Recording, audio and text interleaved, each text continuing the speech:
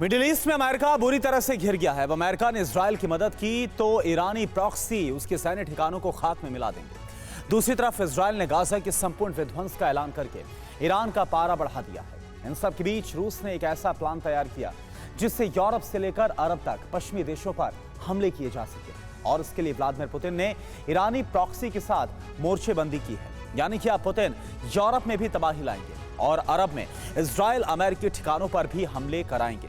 इस exclusive report में आप जानिए कि आखिर क्या है पुतिन का प्रॉक्सी प्लान। राफा में इजराइल ने तबाही क्या मचाई, पुतिन को पश्चिमी देशों के खिलाफ मोर्चा खोलने का फॉर्मूला मिल गया।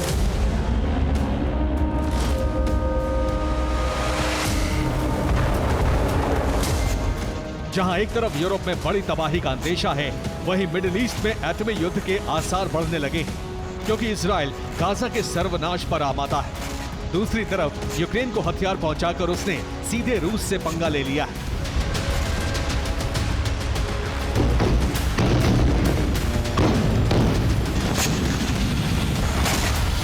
रूस अमेरिका से बदला लेने की प्लानिंग कर रहा था। इतने में बेंजामिन के बदले की आग इजराइल पर ही भारी पड़ती दिख रही।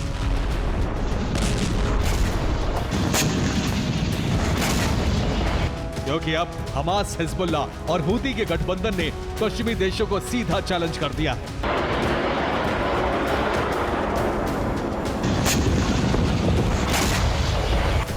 हूती ने लाल सागर में विध्वंस मचा दिया है।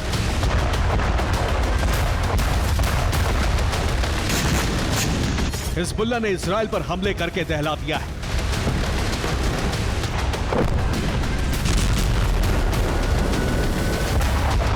हमास ने एक बार फिर से रॉकेट स्ट्राइक की।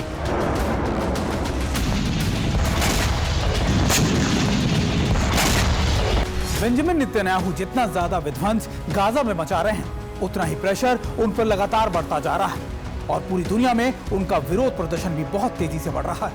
उधर अमेरिका के लिए भी बड़ी मुसीबत हो गई है। एक तरफ ईरानी प्रॉक्सी से मुकाबला, दूसरी तरफ नेटो की बादशाहत बरकरार रखने का चैलेंज सामने है।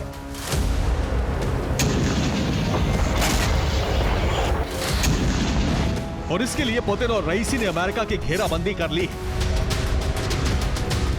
जिससे अमेरिका को यूरोप और अरब दोनों जगहों से खदेड़ा जा सके। और इसके लिए पुतिन ने 5वें कार्यकाल में सबसे पहला कूटनीतिक फैसला लिया है ईरानी प्रॉक्सी को मजबूत करके अरब में विध्वंस मचाने का।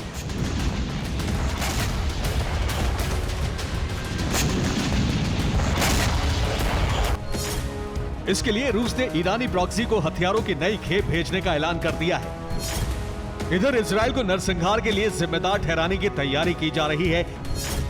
उधर ईरानी प्रॉक्सी की मदद के लिए वैगनर लड़ाकों की फौज भेजी जाएगी, जो फ्रंट फुट पर आकर ईरानी प्रॉक्सी को कमांड करेंगे। एडवांस्ड हथियारों की ट्रेनिंग भी दी जाएगी।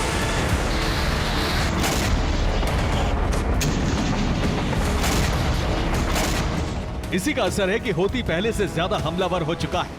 हूती ने अब लाल सागर में रणनीति बदली है, जिसमें वो कार्गो शिप पर हमले की तरह सोमालियाई डाकुओं की तरह उन्हें हाईजैक भी करेगा।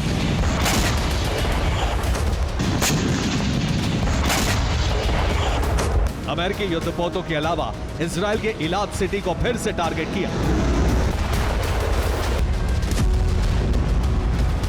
हूतियों का जलजला एक बार फिर आया। लाल सागर में हूतियों ने एक बार फिर पनामा के एक जहाज को डुबो दिया। इसके अलावा टास्क फोर्स के जहाजों पर भी हमला किया। साथ ही बैलिस्टिक मिसाइल से हूती ने इजराइल के पोर्ट सिटी पर हमला किया। दूसरी ओर हिजबुल्ला ने भी इजराइल को मिटाने के लिए फिर से हुंकार भरी। इतने हमले किए जिससे इजराइल को डिफेंसिव मोड में आना पड़ा।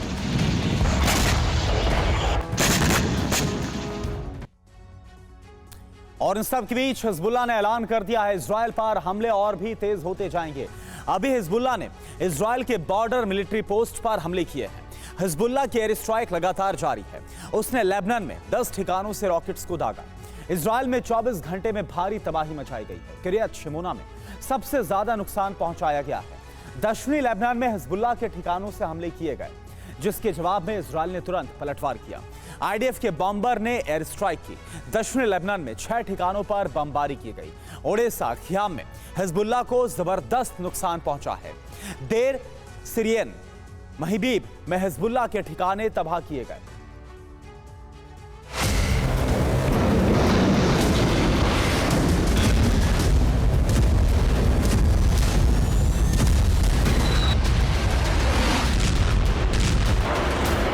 अचानक से इतने हमले किए जा रहे हैं जिससे इजराइल को संभलने का मौका नहीं मिल पा रहा है, क्योंकि हूती, हमास और हिजबुल्लाह के लड़ाके ताबड़तोड़ अटैक कर रहे हैं। हमास के युद्ध में वापसी हो चुकी है। कहा जा रहा है उसे रूस के कहने पर नॉर्थ कोरिया से हथियार मिले, इसलिए उसने बीती रात एक साथ 55 रॉकेट इजराइल पर दागे।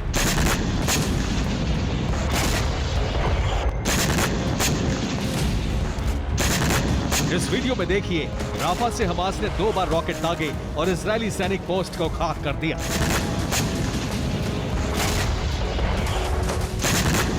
इसी तरह बीरशेबा में भी हमास ने ताबड़तोड़ हमले किए। ये उसी की तस्वीरें हैं। ये हमले सुबह सवेरे किए गए। हमास ने यह हमला इजराइल के अटैक के बाद किया, जिसमें इजरायली सैनिकों ने राफा से इंटरनेट कम्युनिकेशन सिस्टम को उड़ा दिया। एक प्राइवेट कंपनी के हेडक्वार्टर को ध्वस्त कर दिया। आईडीएफ का कहना है कि इसका इस्तेमाल हमास के लड़ाके अपने नेटवर्क के लिए कर रहे थे। हमास के अलावा हिजबुल्लाह ने भी हमले तेज कर दिए हैं। कहा जा रहा है कि ईरान से मिसाइल और रॉकेट की बड़ी खेप मिली है, जिसके बाद इतना बड़ा अटैक किया गया, जिसमें हिजबुल्लाह ने इजराइल के किरियत शिमोना में भारी तबाही मचाई। कई फीट ऊंची उठती आग की लपटें इसकी तस्दीक कर रही हैं कि हिजबुल्लाह ने कितनी बड़ी तबाही मचाई है।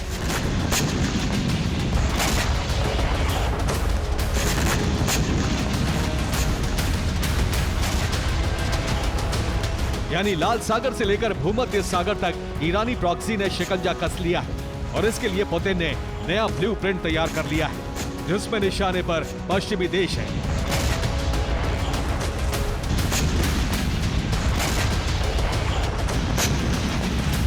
लेकिन अरब से शुरुआत इजराइल से की जा रही है, क्योंकि राफा में तबाही के बाद पुतिन इजराइल के खिलाफ उठते विरोध की आवाज का इस्तेमाल करना चाहते हैं।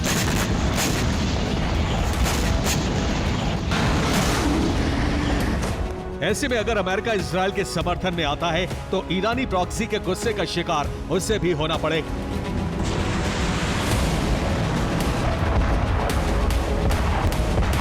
यानी रूस की रणनीति दोनों ही सूरत में काम करेगी। यही वजह है कि इराक, सीरिया में इस्लामिक रेजिस्टेंस ने अमेरिकी सैन्य ठिकानों पर हमले करके अपने इरादे जता दिए हैं।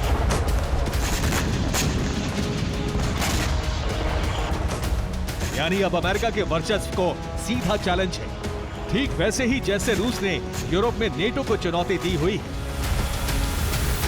हालांकि इसमें ईरान का भी बड़ा रोल है, क्योंकि अमेरिका को इसी बात की आशंका है कि अगर ईरान ने रूस के उकसावे में आकर परमाणु बम का इस्तेमाल कर दिया तो भयानक तबाही हो सकती है, क्योंकि अमेरिका ये मानकर चल रहा है कि ईरान ने एटम बम बना लिए। Bureau report, TV9 Bharat.